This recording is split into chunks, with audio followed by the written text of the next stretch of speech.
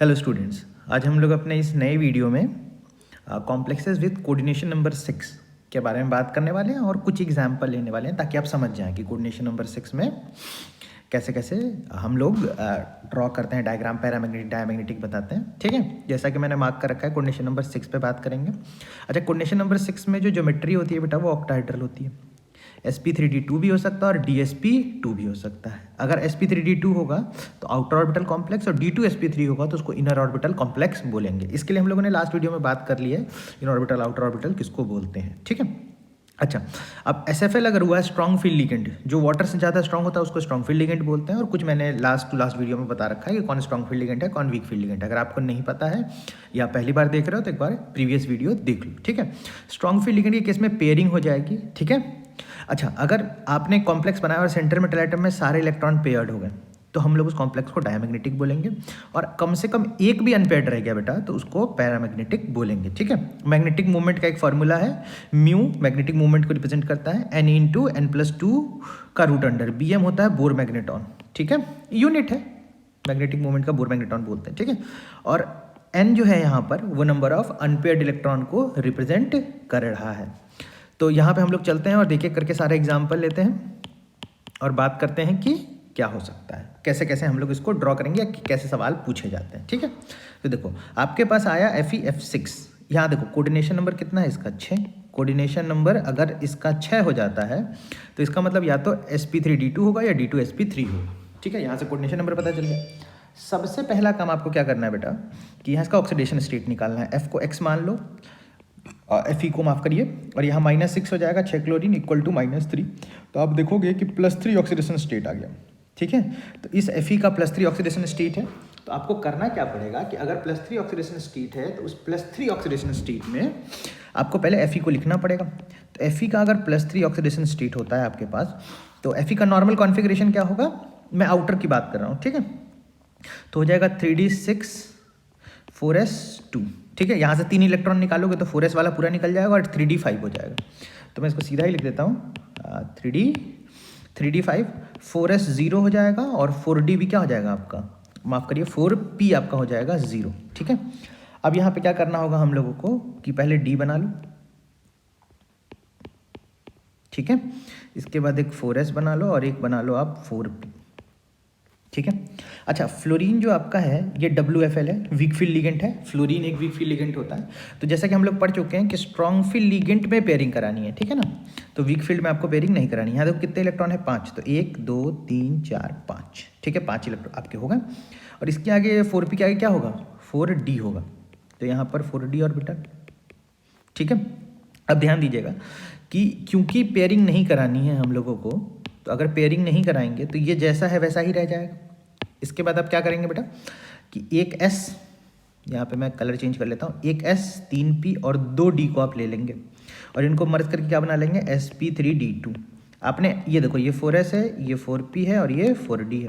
आपने ये लिया तो आउटर ऑर्बिटल कॉम्प्लेक्स बन जाएगा आपका। ठीक है, और sp3d2 में ऑक्टाहेड्रल बन जाएगा। ठीक है, एक तो ये हो गया। अब यहाँ पे आपसे पूछा जाए कि मैग्नेटिक मूवमेंट कितना होगा, तो आप सीधा निकालोगे कि mu equal to unpaired electron कितने आ गए, 5। तो 5 इंटू 5 + 2 का रूट अंडर कितना हो जाएगा, 7 5 35, रूट अंडर 35 आ जाएगा। मतलब आप इसको अप्रॉक्सीमेटली लिख सकते हो 5.9 के अराउंड बोर मैग्नेटॉन आपका बन जाएगा। ठीक है, अच्छा, ये कॉम्प्लेक्स कैसा हो जाएगा, तो आप देखो सारे अनपेयर्ड इलेक्ट्रॉन है तो ये कॉम्प्लेक्स आपका कैसा हो जाएगा, पैरामैग्नेटिक। ठीक है, पैरामैग्नेटिक कॉम्प्लेक्स हो जाएगा। ठीक है, अच्छा, अब पैरामैग्नेटिक कॉम्प्लेक्स हो गया। इसके बारे में एक और चीज़ बोलते हैं कि ये जो कॉम्प्लेक्स है यहाँ पर बेटा, इसको ना हम लोग स्पिन फ्री कॉम्प्लेक्स बोलते हैं। ठीक है, बताता हूँ क्यों। स्पिन फ्री कॉम्प्लेक्स भी बोल सकते हैं और इसी का एक नाम हो जाता है high spin complex. High spin complex. अब बोलोगे ये क्यों बोला सर, तो देखो 3D के अंदर 5 इलेक्ट्रॉन है और मैक्सिमम अनपेयर्ड इलेक्ट्रॉन कितने हो सकते हैं, तो 5 ही हो सकते हैं। तो मैक्सिमम अनपेयर्ड इलेक्ट्रॉन यहाँ D में प्रेजेंट है, इसलिए इसको हाई स्पिन कॉम्प्लेक्स बोल रहा है। ठीक है, अगर एकदम कम हो जाए, इसको सबको पेयरिंग करा दोगे तो कितना है, मैक्सिमम मिनिमम 1 बचेगा तो उसको बोलेंगे लो स्पिन कॉम्प्लेक्स। तो यहाँ पे देख लो इसको हाई स्पिन कॉम्प्लेक्स बोलते हैं। चलिए अगला एग्जाम्पल देखते हैं। यहाँ पे हम लोगों ने चलिए इस क्वेश्चन को कर लेते हैं। यहाँ पर Fe जो है वो आपका +3 ऑक्सीडेशन स्टेट में है। देख लो जरा, Fe +3 में है, तो Fe अगर +3 में है तो आप इसको क्या लिख पाओगे, आप इसको लिखोगे 3d5 4s 0 और 4p भी क्या हो जाएगा 0 हो जाएगा। तो 3d5 में देख लो, पहले तो 5 इलेक्ट्रॉन बना लो, 1 2 3 4 5। 4s तो आपका ऐसा ही रह जाएगा और 4p आपका खाली रह जाएगा। अब यहाँ पे देखो Cn जो है वो SFL है, स्ट्रॉन्ग फील्ड लिगेंड है। अगर स्ट्रॉन्ग फील्ड लिगेंड है तो इलेक्ट्रॉन पेयरिंग हो जाएगी, मतलब मैक्सिमम पेयरिंग करा देंगे जो हो सकती है। तो 1 2 3 4 5, 1 2 3 4 5 ये हो गया, ये खाली ही रह जाएगा। अब आप देखो 2 d के ऑर्बिटल खाली हैं, 1 s का खाली और 3 p का खाली है। तो ये सारे मिलके कैसा हाइब्रिडाइजेशन बना लेंगे, D2sp3। अब ये देखो ये इनर ऑर्बिटल कॉम्प्लेक्स बना कि नहीं, d आगे आ गया। अच्छा, ऑक्टाहेड्रल तो हो ही जाएगा फिर आपका, ठीक है। एक तो ये हो गया, ऑक्टाहेड्रल हो गया। अब यहाँ पे बताओ अनपेयर्ड इलेक्ट्रॉन कितने हैं, तो एक अनपेयर्ड इलेक्ट्रॉन है, तो कॉम्प्लेक्स कैसा हो जाएगा आपका, पैरामैग्नेटिक,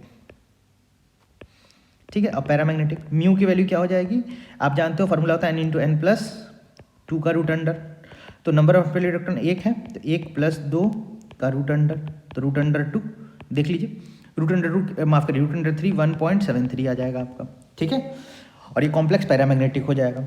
अच्छा, यहाँ पर इस कॉम्प्लेक्स को हम लोग क्या बोलेंगे कि 5 इलेक्ट्रॉन थे और सारे इलेक्ट्रॉन पेयर्ड हो गए, मतलब मैक्सिमम तो इतने ही पेयर्ड हो सकते हैं, तो एक अनपेयर्ड बचा। तो इस कॉम्प्लेक्स को आप क्या बोल देंगे, लो स्पिन कॉम्प्लेक्स बोल देंगे। बात समझ में आ रही है, इस कॉम्प्लेक्स को आप बोल देंगे लो स्पिन कॉम्प्लेक्स। जिसमें मैक्सिमम अनपेयर्ड इलेक्ट्रॉन होते हैं उनको हाई स्पिन कॉम्प्लेक्स, और जिसमें मिनिमम अनपेयर्ड इलेक्ट्रॉन होते हैं वो लो स्पिन। क्योंकि D5 में देखो भाई, देखो बेटा, D5 के अंदर अगर आप देखोगे ना, तो आप एक चीज़ देखोगे कि 1 2 3 4 5 ऐसे 5 मैक्सिमम अनपेयर्ड हो सकते हैं, तो इसको हाई स्पिन कॉम्प्लेक्स बोलेंगे। और अगर मिनिमम की बात करोगे तो पेयर करा दो, तो 1 2 3 4 5, तो देखो एक ही अनपेयर्ड हो सकते हैं, तो इसको बोलेंगे लो स्पिन कॉम्प्लेक्स। समझे, हाई स्पिन लो स्पिन का मतलब मैक्सिमम अनपेयर्ड है तो high spin complex, minimum unpaired है तो लो स्पिन कॉम्प्लेक्स। मेरे हिसाब से यहाँ तक बात आपको समझ में आ गई होगी। आइए इसके बाद हम लोग देख लेते हैं यहाँ पर Fe का। देखो ना आप, Fe किस में चला गया, +2 ऑक्सीडेशन स्टेट में। तो +2 में अगर Fe चला गया है तो बेटा Fe2+ क्या होता है, आप ऐसे लिख सकते हो 3d6 हो जाएगा, ठीक है। तो और 4s क्या होगा आपका 0 होगा, और 4p भी क्या होगा आपका 0 ही होगा, उसमें तो कोई इलेक्ट्रॉन होगा नहीं ना। तो 3d के अंदर अब आप देखो कि कितने, 1 2 3 4 5 और एक इलेक्ट्रॉन यहाँ पे डाल दीजिए 6। 4s खाली है और 4p भी बेटा आपका खाली हो जाएगा। अब आप देखो क्योंकि Cn फिर से क्या है SFL, तो पेयरिंग करा देगा। अब भाई पेयरिंग कराएगा तो कैसे पेयरिंग होगी, तो देखिए जरा, ये इलेक्ट्रॉन कूद के यहाँ, ये इलेक्ट्रॉन कूद के यहाँ, तो देखो पेयरिंग जब हो जाएगी तो कॉम्प्लेक्स ऐसा बन जाएगा 1 2 3 4 5 6, एक S खाली और तीनों P खाली। तो अब क्या होगा, ये सारे मिलके क्या बना लेंगे, D2sp3, और ये क्या हो जाएगा आपका, कैसा हो जाएगा, ऑक्टाहेड्रल तो आप बोल ही सकते हो आराम से। अच्छा, फिर एक चीज़ यहाँ देख लो बेटा, यहाँ देखिएगा कि ये वाला जो है, क्या सारे इलेक्ट्रॉन पेयर्ड हो गए, ठीक है, सारे इलेक्ट्रॉन पेयर्ड हो गए। अब तो इसको आप क्या बोल दोगे, सारे इलेक्ट्रॉन पेयर्ड हो गए तो आप इसको बोल दोगे डायामैग्नेटिक कॉम्प्लेक्स हो गया। उसके बाद इसको इनर ऑर्बिटल कॉम्प्लेक्स बोलेंगे क्योंकि D2 आगे आ चुका है, ठीक है। तो कुल मिला के इतने ही सवाल आपसे पूछे जाएंगे। आप आइए इधर, अब देखो Ni ले लिया हम लोगों ने, ठीक है। Ni के साथ हम लोग कर रहे हैं अब ये काम। तो यहाँ पर मैं कलर चेंज करता हूँ। देखो Ni का ऑक्सीडेशन स्टेट कितना हो जाएगा, +2। अब Ni का +2 हो चुका है, तो वैसे तो Fe कोबाल्ट निकल 28 होता है, तो इसका वो क्या हो जाएगा 3D, बताइए 3D8 हो जाएगा, ठीक है। 3D8 हो गया बेटा। अब 3D8 के बाद 4s 0 होगा, और 4p पे भी क्या होगा 0 होगा, और 4d भी क्या होगा 0 होगा। तो पहले तो 3, ये देखो 1 2 3 4 5 6 7 8, 4s यहाँ, 4p यहाँ, और 4d बेटा देखो यहाँ आ जाएगा। अब देखो, अब यहाँ पे अमोनिया क्या है आपका, अमोनिया आपका वैसे तो अमोनिया आपका स्ट्रॉन्ग फील्ड लिगेंड है, तो SFL है, मान लीजिए SFL है। अब देखो एक बात यहाँ ध्यान देना, ये बड़ा इंपॉर्टेंट बात है। आप बोलोगे सर इसको पेयर करा दो, तो अगर मैंने पेयर करा भी दिया तब भी 2 और d ऑर्बिटल खाली नहीं होंगे, क्योंकि अपने को पता है कि अगर 6 है तो या तो ये D2sp3 होगा या sp3d2 होगा, ठीक है ना। तो यहाँ पर अगर मैं पेयरिंग करा भी दूँ तभी 2 ऑर्बिटल खाली होंगे क्या, नहीं होंगे। लेकिन चलो हम लोग यहाँ पे करते क्या है कि किसकी पेयरिंग करा देते हैं, ठीक है। चलो करा देते हैं पेयरिंग, क्योंकि वो बात तो आ जाएगी ना फिर कि पेयरिंग क्यों नहीं कराया यहाँ। 1 2 3 4 5 6 7 8 आपने पेयरिंग करा दी, ये बन जाएगा, ये बन जाएगा, और ये लास्ट में बचेगा। अब ये सारे मिलके यहाँ से यहाँ तक माफ़ करिए, यहाँ से यहाँ तक नहीं, यहाँ से लेके यहाँ तक क्या बन जाएगा, sp3d2। 2 d ऑर्बिटल चाहिए ना, यहाँ तो एक ही खाली है इसलिए इसका यूज़ नहीं किया।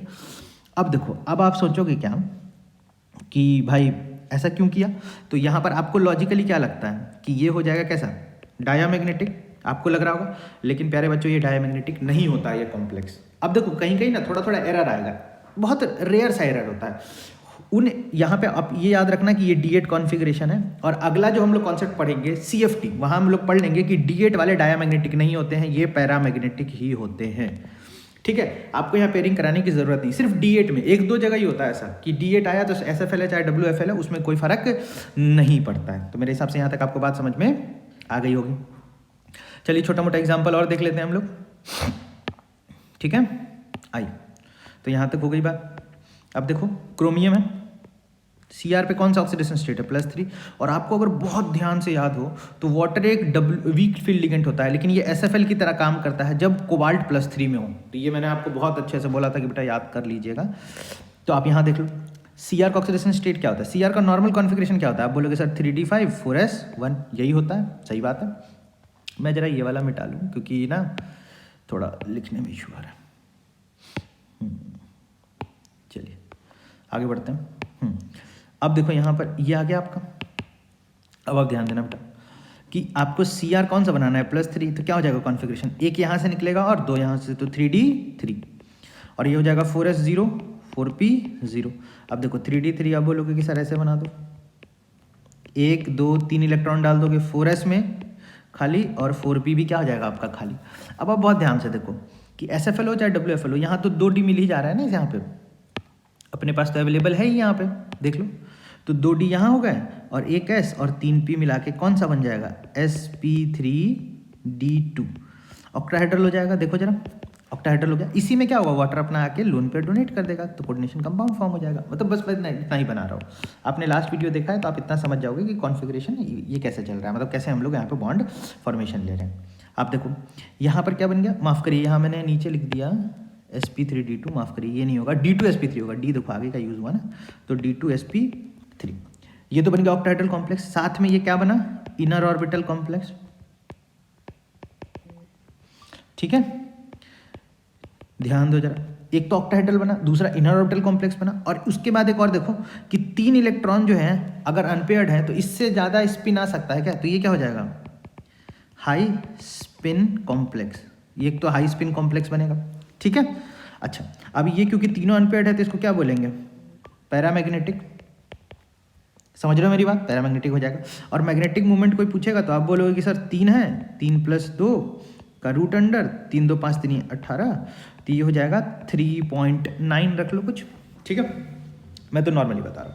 तो मेरे हिसाब से यहाँ तक आपको बात समझ में आ गई होगी। ठीक है, मैं सॉल्व भी कर दे रहा हूँ साथ में, और कुछ डाउट वाउट हो तो कमेंट में लिख दीजिएगा, मैं इसको भी हटा देता हूँ। मेरे हिसाब से आपने कर लिया होगा, अभी तक देख लिया होगा। ठीक है, चलिए आगे बढ़ें। देखो अपने पास नेक्स्ट क्वेश्चन है कि CrNH3। आप देखो क्रोमियम पे कैसा ऑक्सीडेशन स्टेट है, Cr पे क्या है, +3। ध्यान दीजिएगा, Cr के साथ हम लोग अमोनिया ले रखा है, 1 मिनट, हाँ Cr +3 में। तो Cr अगर +3 में है तो कॉन्फ़िगरेशन तो आप पहले से जानते हो, Cr +3 का क्या बनने वाला है।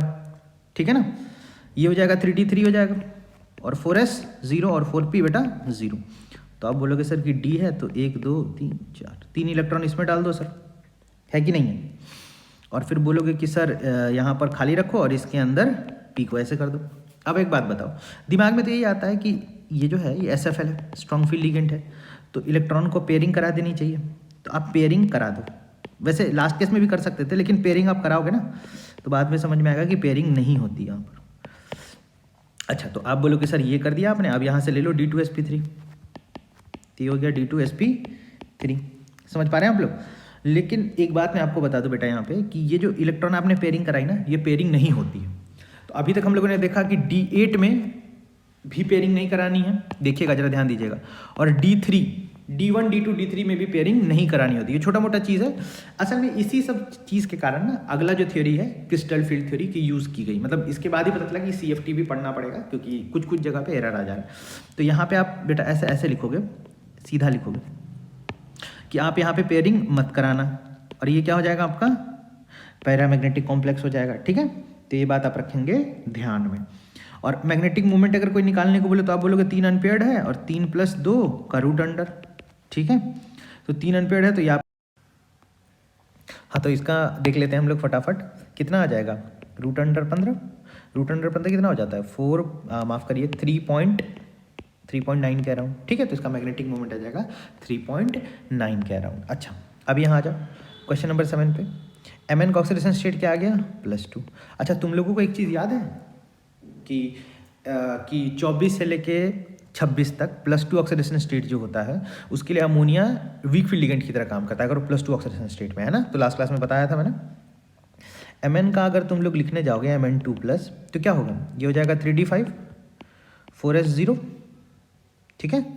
और 4 ये मान लीजिए कि 4p भी आ जाएगा आपका, क्या 4p भी आ जाएगा आपका 0। तो 3d5 देखो ड्रॉ कर रहे हैं, 5 इलेक्ट्रॉन 1 2 3 4 5, इसमें 0 और इसमें कितना आ जाएगा 3। अब एक बात बताओ कि अमोनिया क्योंकि यहाँ पर कैसे काम करेगा WFL की तरह, वीक फील्ड लिगेंड की तरह, ठीक है। तो फिर आपको क्या करना होगा, एक 4d भी ड्रॉ करना होगा। तो 4d भी ड्रॉ कर लीजिए यहाँ पर, और क्या हो जाएगा आपका यहाँ पे S 3p और 2d, तो क्या हो जाएगा ये sp3d2, ये हो गया आउटर ऑर्बिटल कॉम्प्लेक्स। ऑक्टाहेड्रल तो हो ही जाना है मेरे हिसाब से, यहाँ तक आप बात समझ गए होंगे, ये तो हो ही जाएगा आपका आराम से। अच्छा अब क्योंकि सारे इलेक्ट्रॉन जो है बेटा यहाँ पे बताओ अनपेयर्ड है कि नहीं, तो ये कैसा कॉम्प्लेक्स हो जाएगा आपका, ये आपका कॉम्प्लेक्स हो जाएगा पैरामैग्नेटिक कॉम्प्लेक्स। देख लो इसको आप हाई स्पिन तो बोलोगे ही, हाई स्पिन सारे अनपेयर्ड है, हाई स्पिन कॉम्प्लेक्स बोल सकते हैं। और दूसरा ये क्या है, पैरामैग्नेटिक कॉम्प्लेक्स भी है। म्यू निकालने जाओगे तो म्यू भी निकाल सकते हो, 5 अनपेयर्ड और यहाँ पे लिखोगे 5 + 2 का रूट अंडर, तो कितना हो जाएगा 5 7 35 का रूट अंडर। तो देखो यहाँ पे कितना हो गया 35, तो 35 का कितना आ जाता है, अच्छा अच्छा के 36 होता है, तो 5.9 के अराउंड बनेगा। अच्छा आप बहुत अगर ध्यान से देखें ना तो 5 अनपेयर्ड इलेक्ट्रॉन है यहाँ पर, है ना 5 अनपेयर्ड है, ध्यान से देखो। और देखो इसके आगे भी वैल्यू 5 आ रही है, तो आप हर बार जब मैग्नेटिक मूवमेंट निकालोगे ना तो जो फाइनल वैल्यू होगी उसमें जो पॉइंट के आगे का नंबर होगा वही असल में नंबर ऑफ अनपेयर्ड इलेक्ट्रॉन को रिप्रेजेंट कर देता है, ठीक है। तो डायरेक्ट हम लोग लगा सकते हैं कि 5 पॉइंट आएगा। अच्छा इसके बाद याद करो कोबाल्ट, ये देखो कोबाल्ट किस में है +2 में, और कोबाल्ट +2 में वीक अमोनिया जो होता है वो WFL की तरह काम करता है। अगर यही कोबाल्ट +3 हो जाता ना तो स्ट्रॉन्ग फील्ड लिगेंड की तरह काम करने लगता। तो कोबाल्ट का +2 का क्या हो जाएगा, ऐसे तो Fe कोबाल्ट होता है ना 26 27 होता है, 27 का 2 चला जाएगा तो 3d7 तो होगा ही होगा, देख लो जरा। अच्छा अब अगर 3d Fe कोबाल्ट 26 27 है ना, तो 26 27 3d7 4s2, हाँ ठीक है 7 इलेक्ट्रॉन हो जाएंगे इसके पास। अब देखो जरा कि कोबाल्ट का कितना हो जाता है 25 26 27 27 होगा 3d7 + 2, ठीक है। इसके बाद क्या होगा 4s 0 और 4p क्या हो जाएगा आपका 0, है ना, और 4d भी क्या होता है यहाँ पर 0। तो 7 वाले में देखो जरा 1 2 3 4 5 6 7 हो जाएंगे, ठीक है। यहाँ पर 4s खाली, 4p में तो 3 हो जाएगा और 4d में ये हो जाएगा। अब बताओ अमोनिया तो वो तो ऐसे ही रह जाना है क्योंकि ये तो WFL है अमोनिया, तो यही यूज़ कर लेंगे हम लोग। हाइब्रिडाइजेशन क्या आ जाएगा sp3d2, ठीक है। अच्छा sp3d2 हुआ तो ये पैरामैग्नेटिक हो जाएगा, पैरामैग्नेटिक कॉम्प्लेक्स हो जाएगा। म्यू आप लोग निकाल लेंगे, तो म्यू आप लोग निकाल लेंगे। यहाँ पर अनपेयर्ड इलेक्ट्रॉन कितने दिख रहे हैं 3, तो म्यू निकालने के लिए 3 × 3 + 2 का रूट अंडर कर लीजिएगा, ठीक है। तो आपका अनपेयर्ड इलेक्ट्रॉन निकल जाएगा। अच्छा अब यहाँ आ जाओ कोबाल्ट ले लेते हैं हम लोग, है ना। कोबाल्ट किस में है +3 में। अगर कोबाल्ट +3 में है तो आपको याद होगा कोबाल्ट +3 के साथ ऑक्सीजन डोनर SFL की तरह काम करते हैं, स्ट्रॉन्ग फील्ड लिगेंड की तरह काम करते हैं। तो कोबाल्ट देखो +3 में क्या बनेगा, कोबाल्ट अगर +3 में गया तो कॉन्फ़िगरेशन बन जाएगा 3d6, 4s 0 होगा, 4p भी 0 होगा, ठीक है। अब देखो जरा कि 3d को अगर मैं ड्रॉ करूँ तो ये ऐसा होगा, तो 1 2 3 4 5 और 6 हो गए, 4s खाली होगा, 4p भी खाली हो जाएगा बेटा। और क्योंकि ये स्ट्रॉन्ग फील्ड लिगेंड है तो पेयरिंग होगी, तो ये इलेक्ट्रॉन कूद के इधर, ये इलेक्ट्रॉन कूद के इधर। तो यहाँ पर देखो तो आप देख लो ऐसा 1 2 3 4 5 6, 4s ऐसे ही होगा और 4p भी ऐसे ही होगा। तो आप इन सब को मिला के क्या बनाओगे d2sp3। आप ये जो d2sp3 इनर ऑर्बिटल कॉम्प्लेक्स हो जाएगा, ठीक है, इनर ऑर्बिटल कॉम्प्लेक्स भी बोलेंगे बेटा इसको हम लोग। अच्छा, इनऑर्बिटल कॉम्प्लेक्स हो गया, और ये एक लो स्पिन कॉम्प्लेक्स हो जाएगा, है कि नहीं है आपका, एकदम लो स्पिन हो जाएगा। और साथ में सारे इलेक्ट्रॉन पेयर्ड है तो इसको डायामैग्नेटिक कॉम्प्लेक्स भी आप बोल देंगे, ठीक है। अच्छा, एक लास्ट एग्जाम्पल पे हम लोग आते हैं, बढ़िया से देखो। Ni यहाँ +4 में है, मैंने लिखा था कि 3D वाले 4D, माफ़ करिए 3D नहीं 5D वाले, ठीक है, और 4D वाले जो होंगे सारे के सारे ये, और इसके साथ +4 ऑक्सीडेशन स्टेट वाला सारा का सारा कैसे काम करेगा, SFL की तरह काम करेगा, ठीक है, स्ट्रॉन्ग फील्ड लिगेंड की तरह काम करेगा। तो निकेल पे Ni का अगर आप लिखो Fe कोबाल्ट निकेल तो 28 होगा, 26 27 28 होगा, तो 3D 8 4s2 और 4p 0 होगा, और 4d भी होगा यहाँ 0। अब अगर Ni+2 का लिखने जाएँ तो क्या आ जाएगा, 3d 8 4s 0 4p 0 और 4d 0 भी होगा आपका। अब आप 3d को ऐसे लिख लो, 1 2 3 4 5 6, माफ़ करिए पेयरिंग करा दी मैंने, पहले तो पेयरिंग नहीं कराएंगे बेटा, पहले क्या करेंगे हम लोग, एक एक इलेक्ट्रॉन भरेंगे, 1 2 3 4 5 6 7 8, देखो ये 2 बच गए। अब इनको पेयर अप भी करा दोगे तभी तो कुछ नहीं होना है, ठीक है, SFL है तो पेयरिंग कराने से भी खास फर्क नहीं पड़ जाएगा। +2 है ना, 3d 8 +2। अच्छा, माफ़ करिए यहाँ +2 नहीं था बेटा, +4 था, है ना, ये +4 है, देखो +4 हुआ ना, हाँ अब देखो, तो यहाँ पर कितना आ जाएगा, 6 आ जाएगा, ध्यान दीजिए ये हो जाएगा 6। और अगर बेटा ये 6 हो गया ना तो इसको मेरे को फिर से बना लेना पड़ेगा, थोड़ा रॉन्ग हो गया, ठीक है। तो 1 2 3 4 5 6, 4s खाली, 4p खाली, और 4d भी आपका क्या हो जाएगा, खाली ही रहेगा। अब क्योंकि ये स्ट्रॉन्ग फील्ड लिगेंड है तो ये इलेक्ट्रॉन कूद के इधर और ये इलेक्ट्रॉन कूद के इधर, मैं इसको ऐसे कर देता हूँ कि ये इलेक्ट्रॉन कूद के इधर, ये इलेक्ट्रॉन कूद के इधर, तो देखो 1 2 3 4 5 6 ये ऐसा ही रह जाएगा। अच्छा, इस D वाले का तो यूज़ नहीं हो पाया, मैंने ड्रॉ तो कर ही दिया पर इसका यूज़ नहीं हो पाया। देखो जरा, ये D2sp3 ये बन जाएगा ऐसा, D2sp3, देखो ये इनर ऑर्बिटल कॉम्प्लेक्स हो गया। अच्छा हो गया। अच्छा, और सारे इलेक्ट्रॉन पेयर्ड है तो इसको क्या बोल देंगे हम लोग, डायामैग्नेटिक कॉम्प्लेक्स, ठीक है। ऑक्टाहेड्रल इसकी ज्योमेट्री हो जाएगी मेरे हिसाब से, है ना। और आप इसको लो स्पिन कॉम्प्लेक्स भी बोलोगे, क्यों, क्योंकि सारे इलेक्ट्रॉन पेयर्ड हो गए ना, तो लो स्पिन कॉम्प्लेक्स भी हम लोग इसको बोल सकते हैं। तो मेरे हिसाब से यहाँ तक बेटा आप लोगों को होंगी, जितने एग्जाम्पल है इतने एग्जाम्पल आप फिर से सॉल्व कर लो और एक बार ठीक से प्रैक्टिस कर लो, तो मेरे हिसाब से कोऑर्डिनेशन नंबर 4 और कोऑर्डिनेशन नंबर 6 पूरा क्लियर हो जाएगा। मेजॉरिटी में सवाल कोऑर्डिनेशन नंबर 4 और कोऑर्डिनेशन नंबर 6 से ही आते हैं। तो आज के लिए इतना ही, नेक्स्ट लेक्चर में हम लोग इसके आगे कंटिन्यू करेंगे CFT, जो कि एक छोटा सा पार्ट बचा हुआ है, और उसका कलर। चलिए, थैंक यू।